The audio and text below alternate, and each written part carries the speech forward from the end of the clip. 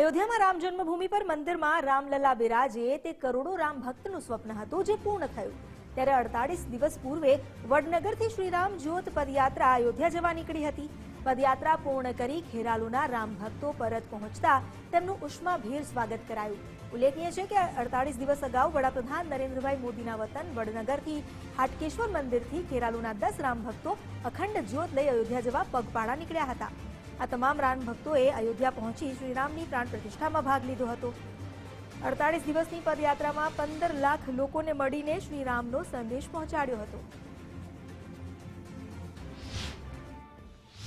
જય શ્રીરામના નારા બોલાવતા બોલાવતા જઈએ એ સંકલ્પ સાથે નીકળ્યા હતા અને 5 લાખનો અમારો સંકલ્પ હતો, પરંતુ પ્રભુ શ્રીરામની કૃપા અમે કમસે કમ 15 થી 20 લાખ લોકો જોડે 1 to 1 કાર્યક્રમો થયા અને અમે એમાં સફળ રહ્યા।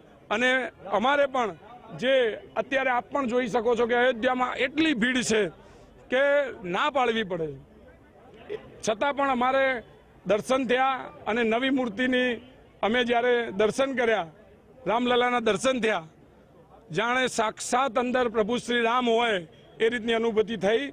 અને દરેક યાત્રાળુને 48 દિવસ અમને ચાલતા ચાલતા થયા।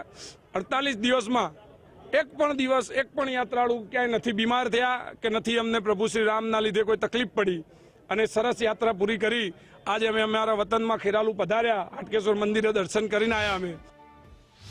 તો 48 દિવસ બાદ જે રામ ભક્તો પરત ફર્યા તેમનું ઉષ્માભેર સ્વાગત કરવામાં આવ્યું।